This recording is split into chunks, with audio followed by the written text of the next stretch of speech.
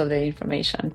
Today, we're going to cover product orchestration and how you can automate your business if you want to, and where you want to build AI agents and where you don't want to. Why the heck should you listen to me? There are a couple of reasons. So one reason is for the last about 3 years, I've been building AI agents verticals at Microsoft. Before that, I've been a product manager for over a decade, working for Microsoft and T-Mobile and a couple of startups. And so a lot of the last 5 years was related to customer service and optimizations, but most of my products were chatbots. When you think about Xbox, Surface, all products that are Microsoft products, I was building those chatbots that would provide customer support. And after chatbot is not able to answer the question, then it will go to the agent, a human. The third reason why you should listen to me is I've been teaching product management also since 2021, and I can cover all the basics of product management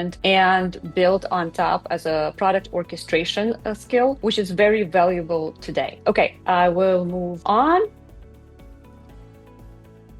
If you're very technical, you can get into building your own AI agents. And when I say very technical, it doesn't even mean that you have to code like a senior engineer, but you use APIs, you create some webhooks or use them, you understand, and you've used GitHub and like you've built projects. So, some of the basics of programming, if you have them, then the world is your oyster. So that would be very helpful. If not, still do not fret. There's a bunch of other solutions that you can use. No code or just workflows.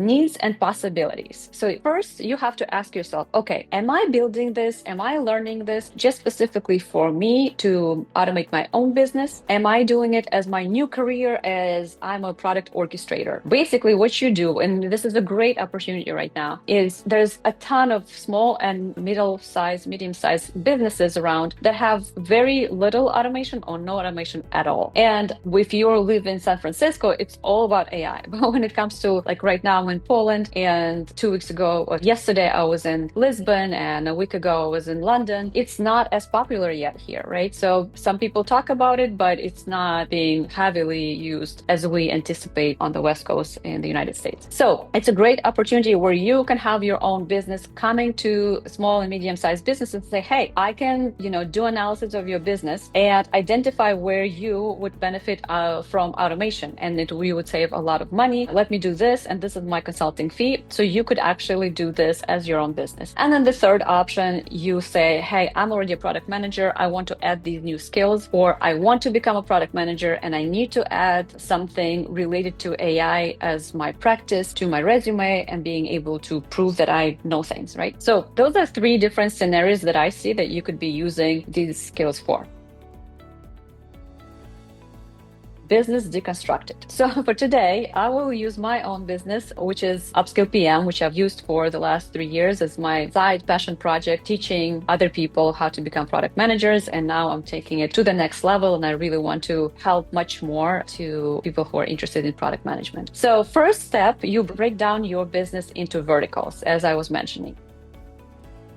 I'll share with you on the example of Upskill PM, of learning, of e-learning, how you can do it. So this is my ChatGPT, and you see like I have a project here that everything is AI agents related. These are not organized, but then you have this product mentor, and this product mentor is an AI agent that is a vertical. If I talk anything about product specifically, it has a voice that we've identified and chose for it. So it's more going straight forward. It's like no BS type of agent. And so I can ask it to create a product strategy for my business. Soulmate candles. Here's a Manychat product strategy for soulmate candles, designed not just to grow your candles business, but to dominate the category. It has a very interesting, intriguing approach. And what we're going to do is I'm going to run the same prompt to usual ChatGPT, and we'll see the difference.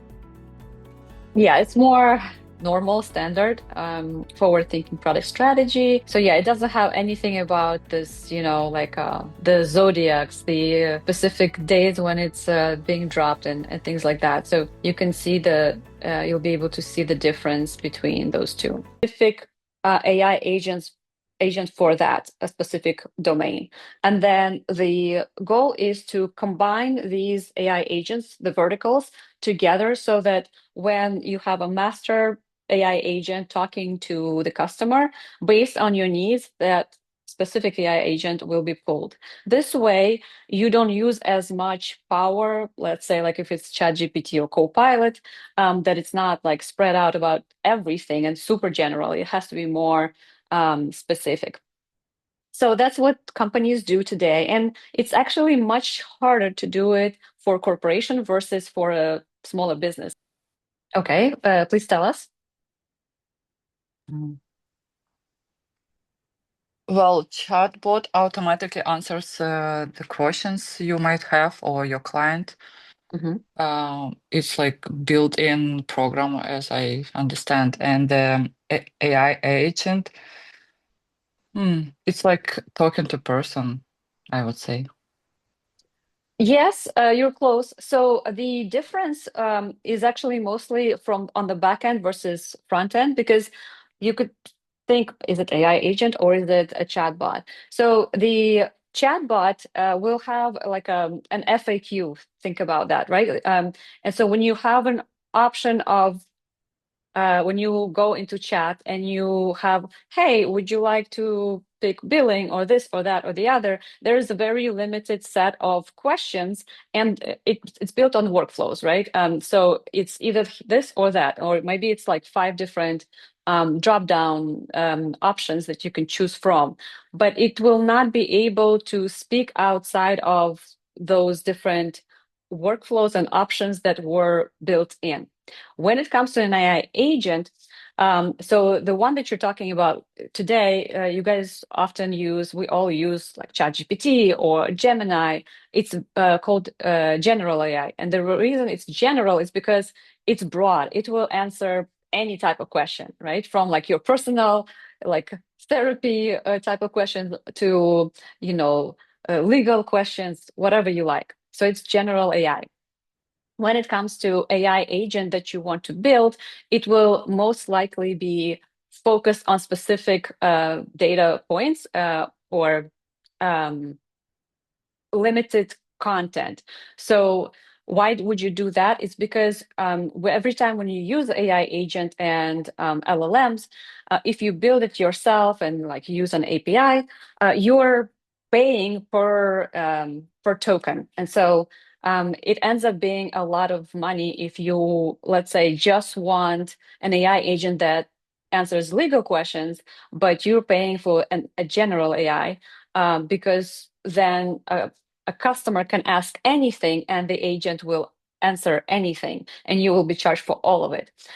Why companies and startups build these specific AI agents is because they're lighter by weight, well, metaphorical weight. And let's say if it's broader than chatbot, but if you are asking about legal questions and maybe your chatbot is in specific legal department, let's say it's like divorce, it only covers that, but it's like the deepest, the best one, because it's not going to go generic like ChatGPT. The prompts there are already built in that are going very in depth. It can also ask extra questions. Let's say you are in one location in one country and you're asking about these questions. If you did not specify, the AI agent will even talk about, like, depending on the country and depending on this and this, here are the laws, and these are my recommendations. So it will go much deeper, but in one specific topic. So that's the difference between AI agents versus chatbots. Chatbots are way more limited than AI agents. And now you know the difference between specific AI agent vertical versus general AI. Sounds good? Cool. So let me go back to our I have different departments: marketing, content development, sales, and enrollment. I've identified out of everything that I need what it is that I have built or want to build. Webflow, that's where my website is. And I also needed chat.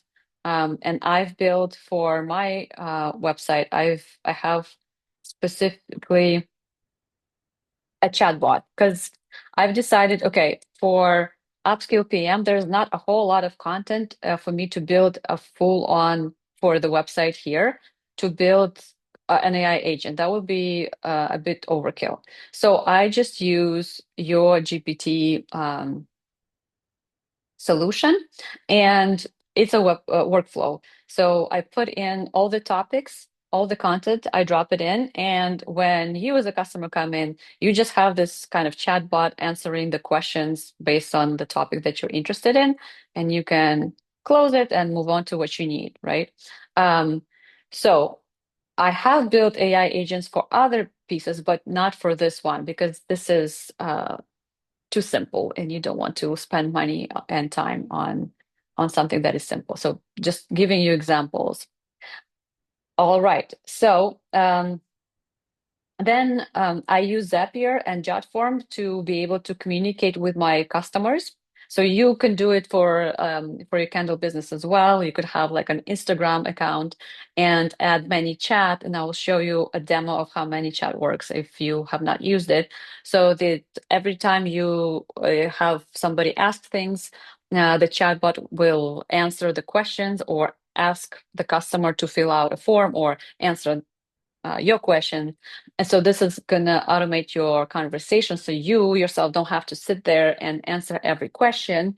It kind of like filters out the person before you actually get to talk to person one-on-one if you actually need to. And the other option, you pay somebody who sits in your on your Instagram and answers the questions. Instead, you could be building a workflow through ManyChat that will be answering those questions. So, and I'll get to Manychat shortly. So now we're in sales and enrollment. Zapier. I use Zapier so that we can send out emails automatically. And Zapier is connected to HubSpot, which kind of tracks the leads, and then it's all connected together and integrated, and it's pretty simple. I'll show little snippets of that where it's basically just webhooks and integrations, and you just you log in, and it's SSO, which is single sign-on. And as I was mentioning with the Webflow already, and I showed a Webflow already has my little chatbot. If you connect ManyChat with Zapier, then you have the lead already in Zapier. And so if that lead leaves an email, for example, that's something that you would want, then in Zapier you have a list of leads with their emails, which will make it simple for you to send emails to them in bulk. Okay, so this is a quick video of choosing different buttons and how many options you can see and different conditions. This is a workflow. This is not an AI agent, right? There is a limitation of what you can do, but it's still pretty flexible. I kind of will scroll through to give you a taste, and you can run multiple of these automation flows at the same time. So see, they have different templates. So with another one that is a really good one is WhatsApp. So in order for you to send SMS or WhatsApp message, you can use Twilio. Twilio is a solution that also is easy to integrate, and you can even get your own phone number. So this way you don't have to buy a number, like a physical one. You can just run it through this, customer support 888 number. And you can set up here with the integration with webhook, just automatic messages. And so I did it, the first time I did it was for Xbox at work. And it was pretty simple where once you set it up, based on what customer writes and responds, it's like you always get those messages on your SMS right here, right? And if you say yes, it will continue messaging to you. And if you say no, then it will cancel, that's another workflow. Again, it's not an agent.